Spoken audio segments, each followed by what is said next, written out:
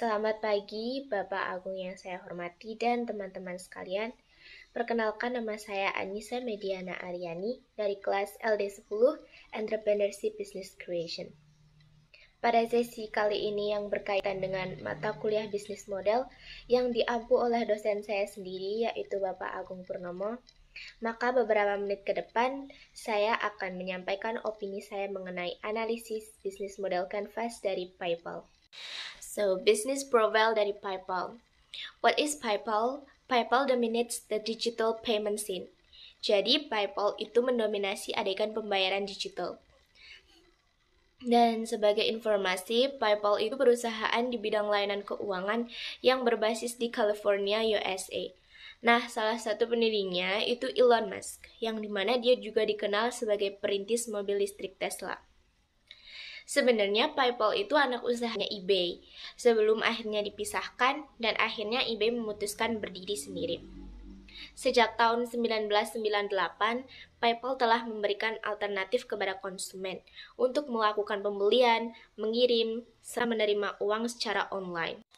Jadi, PayPal memungkinkan kita membayar barang secara online dengan rekening bank, bukan kartu kredit, dan menjaga privasi informasi pembayaran kita dari pedagang nantinya. Itu juga membuat pengiriman uang menjadi mudah, bisa dalam banyak kasus, dan pastinya gratis. PayPal pada dasarnya telah membuat cek dan layanan transfer yang mahal jadi lebih hemat. Sistem pembayaran, pengiriman, serta penerimaan uang secara online menjadi lebih aman dan terjamin. Prosesnya itu saat kita menautkan rekening bank, kartu kredit, atau kartu debit ke akun PayPal, maka kita dapat menggunakan PayPal untuk melakukan pembelian online dengan toko yang berpartisipasi. Jadi fungsinya PayPal itu juga sebagai perantara antara bank kita sendiri dan pedagang. Apalagi bisa untuk mengirim uang ke teman dan keluarga. Atau bahkan terima uang dari orang lain pun sudah dibonusi, rasa aman lah pokoknya. Rise and fall of business. Jadi dalam setiap zaman, baik pasar dalam kondisi tren baik atau bull market, atau buruk atau bear market, pasti ada kalanya bisnis dalam posisi naik berkembang dan menguntungkan. Itu disebut rise. Namun ada juga bisnis yang kondisinya memburuk, turun bahkan bangkrut. Itu dinamakan fall.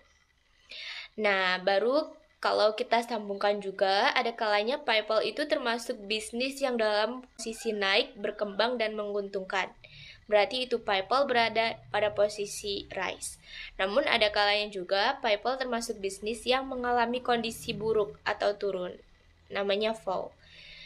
Maka dari itu, nanti sebagai seorang entrepreneur itu kita perlu senantiasa menyiapkan diri dan bisnis kita agar dapat bertahan, terus naik berkembang, hingga menguntungkan. Pengetahuan dan keterampilan bisnis model seperti ini misalnya, ini juga dapat membantu kita akan hal itu. Berikut kita masuk ke bisnis model Canvas. Berikut adalah 9 blok PMC dari PayPal saat kondisi rise. Yang pertama ada customer segments, di mana segmen yang dituju PayPal itu ada consumers. Di sini menuju kepada konsumen siapa aja yang ingin memakai aplikasi dompet digital dari PayPal itu sendiri. Dan ada private merchants atau pedagang swasta. Yang kedua ada value proposition. Jadi dalam kasus PayPal ini mereka menawarin platform pembayaran online multi-currency gratis untuk digunakan. Kita dapat beli sesuatu dengan rasa aman dari pedagang di seluruh dunia. Tapi PayPal juga menerima pembayaran di seluruh dunia juga, dan yang tak kalah penting pastinya itu cepat dan mudah. Yang ketiga ada channels. Bentuk saluran utama PayPal sendiri ada PayPal website or checkout dari PayPal mobile app. Terkadang saluran PayPal itu juga terletak di iklan online-nya. PayPal berkomunikasi dengan pelanggan yang udah ada biasanya lewat email. Nah, percakapan telepon tuh mungkin ada untuk keadaan darurat saja. Semua pembaruan dan produk baru yang dibuat PayPal itu biasanya akan dikomunikasikan lewat email terlebih dahulu ke pelanggan yang udah ada. Biasanya itu lebih menghemat biaya. Jadi yang keempat ada customer relationship. Jadi PayPal itu menarik bagi calon penggunanya karena adanya self-service dan dukungan pelanggan untuk mengajukan permasalahan platform nantinya. Jadi PayPal tawarkan pendaftaran akun yang mudah untuk dapat penghasilan yang lebih tinggi. Penting bagi PayPal menargetkan pelanggannya secara akurat. Terdapat juga aliran-aliran pendapatan dari fee, subscription, dan lain-lain. Yang keenam ada key activities. Jadi aktivitas yang biasanya beroperasi di PayPal itu ada pengembangan platform PayPal itu sendiri. Dan ternyata PayPal sering menganalisis penipuan terkait aplikasinya. Pasti banyak aktivitas di dalamnya selain dua aktivitas tersebut, yakni PayPal itu menyelesaikan tugasnya dengan kampanye pemasaran yang efektif, tentunya dibarengi dengan sistem transaksi yang aman. Lalu yang ketujuh ada itu di sini. Dengan nama brand yang sudah menjulang, mudah dikenal banyak orang. Apalagi R&D team dalam PayPal itu yang turut jadi kunci keberhasilan alias mendukung bisnis makin berjalan lancar. Dan kedelapan ada key partners. Jadi kemitraan yang paling signifikan dari PayPal yaitu eBay yang membeli PayPal setelah IPO awal dengan harga 1,5 miliar dolar. Tahu PayPal itu memiliki tautan langsung yang merujuk pembayaran untuk eBay. Jadi PayPal itu juga bermitra dengan berbagai bank, payment providers, software developers, juga subsidiaries atau anak perusahaan seperti Brainty, Paygiant, Honey, Venmo, PayPal Credit, Sum Corporation, Settle, dan Tradera. Lalu yang terakhir yang kesembilan ada cost structure. Jadi beberapa biaya tuh harus PayPal keluarkan supaya dompet digitalnya itu berjalan dengan baik. Yaitu ada biaya utama untuk menjaga keamanan transaksi dan pemeliharaan platform, terus berbagai biaya penjualan dan pemasaran, dan biaya transaksi itu sendiri. Tapi tak kalah penting biaya untuk penelitian dan pengembangan baru seperti mobile SDKs, atau itu adalah platform PayPal untuk sistem operasi iOS dan Android. Nah, itu juga masuk sebagai cost structure yang ada di dalam PayPal. Jadi kita masuk ke dalam sesi 9 blok BMC PayPal saat kondisi fall. Jadi ke-9 blok kondimen yang ada pada kondisi ini tuh masih sama halnya dengan 9 blok kondimen di saat PayPal dalam kondisi rise. Hanya saja terdapat dua kondimen yang membedakan kondisi rise dan fall. Dalam kondisi fall yang berubah itu ada dua kondimen, yaitu customer segments dan revenue streams. Jadi pada saat fall, customer segments-nya si PayPal ini menunjukkan less. Berarti customer segments yang dituju PayPal dalam kondisi fall seperti tahun lalu itu menyebabkan pengguna PayPal atau seperti buyer atau sellernya sendiri itu berkurang. Bukan hanya berkurang, bahkan yang sebelumnya sudah menggunakan PayPal pun ikut berhenti mengisi dompet digital mereka di era pandemi itu karena adanya tantangan ekonomi. Dan yang membedakan keduanya itu ada revenue streams. Jadi revenue streams dari PayPal dari kondisi fall pun turut berdampak. PayPal kehilangan lebih dari 2/3 nilainya selama setahun terakhir dan lebih dari 70% sejak nilai tertingginya pada bulan Juli tahun lalu. Jadi komisi yang biasanya 2,9% ditambah 0,30 US dollar per transaksinya itu berkurang. Kemudian, apa sih kekuatan dan kelemahan dari 9 blok BMC tadi? Apa sih keuntungan yang akan didapatkan apabila menggunakan bisnis model kanvas seperti PayPal tadi? Di sini itu kekuatannya itu yang pertama memberikan gambaran singkat model bisnis dan tidak memiliki detail, di mana rencana bisnis tradisional tuh sulit untuk membandingkannya. Lalu yang kedua itu lebih mudah untuk dirujuk dan dipaham oleh siapapun. Jadi 9 blok BMC tadi itu sekalian juga menjelaskan gimana macam-macam aspek bisnis itu bisa terkait satu sama lain. Tapi tak lepas dari kata sempurna, bisnis modal kanvas yang tadi, seperti tadi itu juga memiliki beberapa kelemahan. Yang pertama itu tidak bisa mengakomodasi bisnis dalam tahap pengembangan yang sangat awal. Jadi itu memungkinkan adanya asumsi berisiko dalam model bisnis tanpa menawarkan cara yang jelas untuk memverifikasinya. Lalu yang kedua, cuma hanya berfokus pada bentuk akhir bisnis modal kanvas tanpa menentukan strategi untuk mencapai. Lalu ada business pattern. Jadi dari pengamatan yang telah saya lakukan, pola business pattern dari PayPal itu ada dua. Yang pertama, saya memilih multi-sided platform model, yaitu memungkinkan adanya dua segmen yang dijalankan oleh PayPal. Tapi mereka saling melengkapi, misal kerjasamanya dengan eBay. Jadi keduanya itu harus saling memenuhi dan melengkapi. Dan pola ini tuh hadir karena PayPal sendiri memilih untuk tidak melibatkan banyak resource dan condong memanfaatkan channeling. Nah, yang kedua ada open business model atau PayPal itu sering ikut sertakan publik untuk kerjasama untuk men-create produk. Alias ini tuh terbuka bagi publik untuk beri PayPal masukan. Jadi bahkan ide-ide lain untuk PayPal supaya tetap berinovasi. Tandanya PayPal itu membuka kesempatan luas untuk banyak sumbangan pikiran atau seperti kontribusi dalam penciptaan new innovation buat produknya si PayPal ini. Lalu kita masuk ke business model environment. Jadi di sini tuh di dalam business model environment yang paling mempengaruhi PayPal itu ada 4. Nah, yang pertama itu ada market force, industry force, key trends, dan macroeconomic force. Nah, yang pertama tadi kan ada market force. Nah, di dalam market force ini terdapat 2 hal yang paling berpengaruh menurut saya, yaitu ada needs and demands or revenue attractiveness, dan yang kedua ada market issues. Jadi si needs and demands or revenue attractiveness ini banyak orang yang ingin proses transaksinya mudah dan tidak ribet. Dan yang keduanya itu ada market issues, di mana itu adalah izin pendirian PayPal itu sendiri. Lalu keduanya ada industry force. Di sini yang berpengaruh itu bagiku ada new entrants, di mana di sini tuh semakin berkembangnya zaman, kita semakin banyak melihat e-wallet digital yang ada selain PayPal.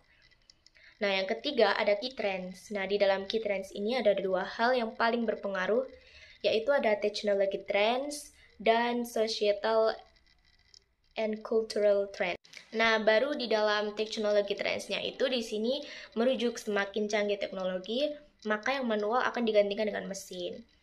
Lalu yang societal dan cultural trendsnya itu banyak kata kuncinya, yaitu digital wallet, payment solution, pandemi COVID, dan banyak yang lainnya juga.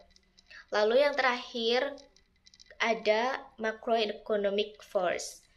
Nah, di sini yang berpengaruh menurut saya itu global market condition-nya ya. Karena di Amerika sendiri itu melihat sisi gross domestic product atau GDP-nya itu berdasar tingkat tingginya pengangguran atau tingkat inflasi pada negaranya, ternyata variabel makroekonomi tersebut itu berpengaruh positif terhadap kinerja PayPal di sana. Dan dari sisi periode pemulihan ekonomi saat pandemi COVID itu menuju masa kenormalan baru, banyak negara kan juga mengalami inflasi tinggi akibat krisis energi dan perang. Hal ini tuh juga berdampak pada harga yang banyak mengalami kenaikan.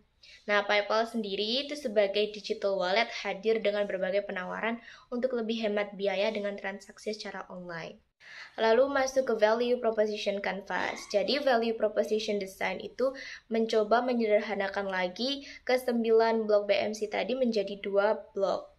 Jadi blok pertama yang diringkas itu ada customer segment. Itu diringkas jadi customer profile-nya.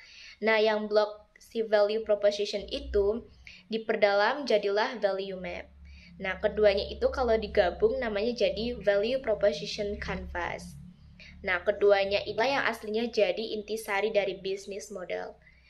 Kemudian lanjut ke dalam value proposition canvas, di dalamnya itu ada 3 kondimen utama. Yang pertama itu ada customer profile yang kanan, dan kedua ada value map, dan yang ketiga harus ada fit. Jadi yang bundar itu namanya customer profile. Customer profile itu isinya mencakup informasi-informasi dari pelanggan. Nah, setelah segala informasinya ditampung dan dianalisis, barulah si value map yang bentuknya kotak ini hadir untuk menyelesaikan problemnya si customer profile. Baru kita lihat fit. Jangan sampai dilupakan. Fit itu gimana kita buat produk atau jasa yang bisa connect, itu saling bisa memenuhi. Misalnya, kalau dari sisi customer profile ada pain, ada rasa sakit itu atau masalah. Nah, itu diselesaikan oleh si pain reliever. Itu adalah penghilang atau pengurang dari rasa pain-nya melalui produk di value map-nya.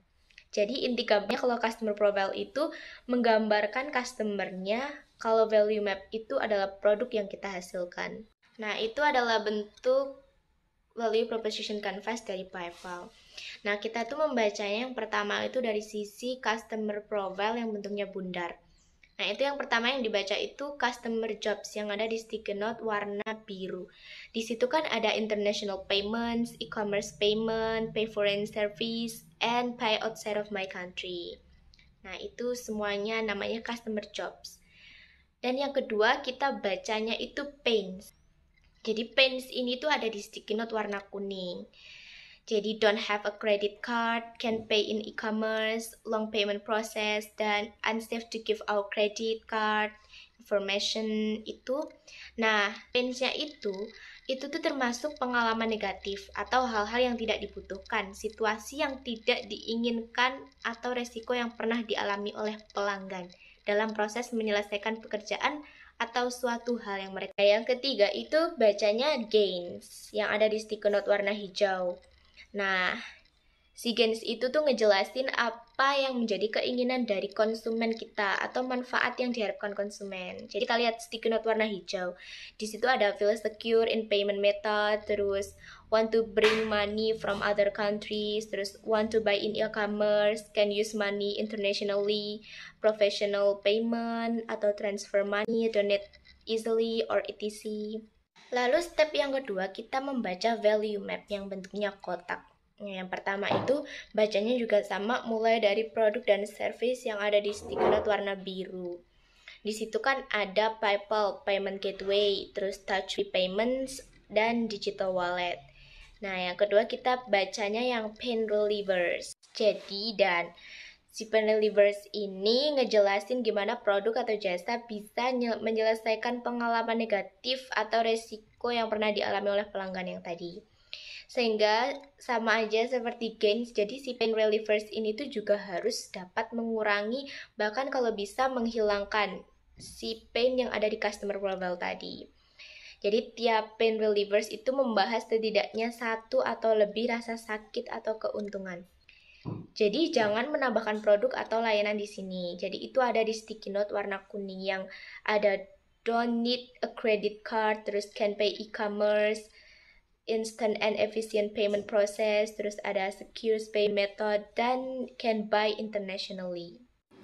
Lalu yang ketiga, kita baca gain creators, di mana gain creators ini itu menyoroti gimana tepatnya produk dan layanan kita itu dapat membantu pelanggan mencapai keuntungan. Jadi setiap gain creator-nya itu membahas tidaknya satu atau lebih pains dan gains. Jadi nggak perlu tambahan produk dan layanan lagi. Nah, si gain creators ini ada di sticky note warna hijau. Dimana di sticky note warna hijaunya itu ada tulisan send money to PayPal account, terus receive money from PayPal, terus ada rating system, ada professional payments, dan save time. Dan masuklah kita ke sesi feed. Jadi kalau kita membicarakan feed, pasti itu mengacu kepada satu pertanyaan ini. Kenapa sih konsumen itu harus menggunakan produk kita? Nah, baliknya ke fit lagi kan. Jadi, kita tahu apakah value yang kita create ini fit dengan customer-nya. Nah, di sini informasi yang ada di customer profile, tepatnya di bagian customer jobs, ada di sticky note warna biru, yang tadi ada international payments, e-commerce payment, pay foreign service, dan pay outside of my country. Baru di value map-nya yang juga sticky note warna biru diselesaikan. Apa saja sih produk dan jasa yang akan dibuat? Contohnya kan di sini di value map dijawab, yaitu ada jasa keuangan dengan layanan online media aplikasi, yaitu PayPal atau Payment Gateway.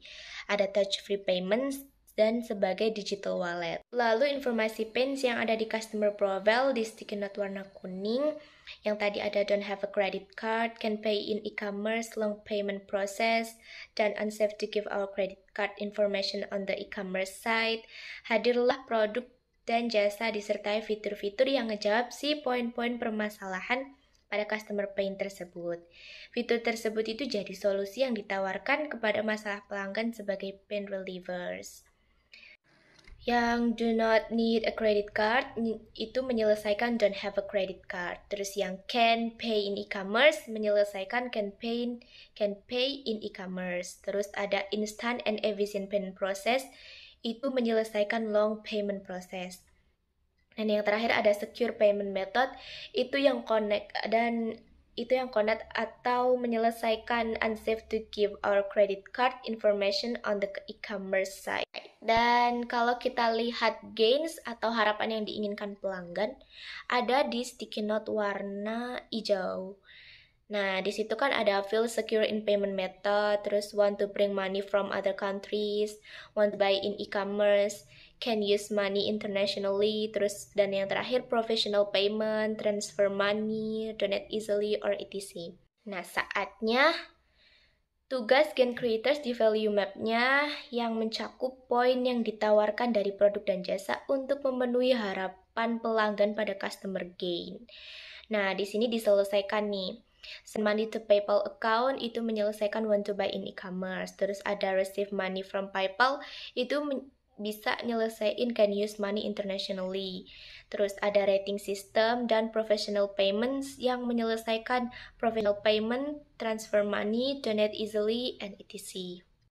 Fall and rise dari PayPal. Jadi PayPal ini berada dalam kondisi fall pada awal pandemi. Disebabkan ada Omikron, inflasi, dan kurangnya stimulus pemerintah membuat banyak pengguna PayPal ragu untuk menghabiskan uang dari dompet digitalnya. Pada saat itu harga sahamnya tuh juga naik. Jadi biaya kapitalisasi pasarnya juga naik. Jadi pergerakan dramatis saham PayPal tuh turun sebesar 75%. Kalau di kondisi rise itu, PayPal kan sudah mengamati berbagai kebutuhan calon dan pengguna PayPal itu sendiri yang sangat bervariasi. Nah, sehingga PayPal itu kan berinovasi, memberikan banyak penawaran yang menarik. Seperti misalnya dia tuh sebagai digital wallet dengan one touch teknologi, terus sebagai payment gateway, terus ada money transfer, debit card. Nah, seperti itu. Nah, dan akhirnya kan jadi banyak yang beralih menggunakan PayPal. Meski di era pandemi pun kan dia juga tetap eksis karena penawaran-penawaran tadi. Tapi juga ada penawaran untuk pengguna baru seperti sign up today to claim your $5 reward, terus buy now pay later with pay in 4, terus check out with crypto, terus dan juga touch free payments. Nah, dari semuanya itu tuh PayPal berada dalam kondisi rise. Jadi advice for PayPal-nya saya mengambil dari sisi substantially improved for PayPal. Jadi sejauh ini kan kinerja PayPal baik dan sudah banyak peningkatan dari awal dompet digital ini hadirkan. Hanya saja PayPal itu perlu meningkatkan beberapa kekurangan yang dirasakan oleh pengguna pada dompet digitalnya. Nah, masih banyak tuh kekurangan yang belum tertera pada value map. Nah, seperti PayPal itu perlu meningkatkan keamanan aplikasinya karena rentan disalahgunakan. Terus yang kedua, PayPal itu perlu meningkatkan layanan komplain pengguna dari berbagai negara. Itu tuh masih kurang banget pelayanannya. Dan yang terakhir itu pembekuan akun yang terkadang lama hingga berbulan-bulan. Lalu yang terakhir ada lesson learning. Jadi what's next? Jadi ada dua alternatif yang akan saya terapkan dari pembelajaran studi kasus PayPal ini. Yang pertama itu penerapan PayPal sendiri dalam transaksi bisnis saya nantinya. Dan yang kedua, saya juga pengen create digital wallet multifungsi seperti PayPal. Kenapa? Karena banyak wawasan dan pelajaran yang dapat saya ambil dari studi kasus PayPal ini. Mungkin kedepannya digital wallet seperti ini akan saya gunakan untuk transaksi bisnis yang akan saya rintis nanti, baik dari sisi domestik maupun internasionalnya. Agar saya tuh dan pelanggan nantinya tidak perlu repot wirawiri kesana kemari untuk bertransaksi. Dengan hadirnya digital wallet ini tuh tentunya kita selaku pebisnis bisa lebih hemat dan untung. Selain kita sendiri, banyak juga kan yang akan merasa diuntungkan. Mungkin dari sisi konsumen, saya nantinya condongnya lebih saling mempermudah diri dalam berbisnis dan bertransaksi. Dan saya sebenarnya juga ingin mencoba mencari partner untuk berusaha juga menciptakan aplikasi serupa atau digital wallet seperti ini. Karena kita melihat makin maraknya teknologi itu, teknologi yang membuat segalanya jadi instan dan banyak untungnya. Jadi saya terinspirasi dari PayPal. Sekian dari analisis studi kasus bisnis model PayPal dari saya. Mungkin dari awal opini saya sampai akhir banyak kekurangan dan banyak kesalahannya. Jadi mohon dimaklumi, diperbaiki, dikasih saran, dan mohon maaf yang sebesar-besarnya apabila terdapat banyak kekurangan di dalamnya. Saya ucapkan sekian dan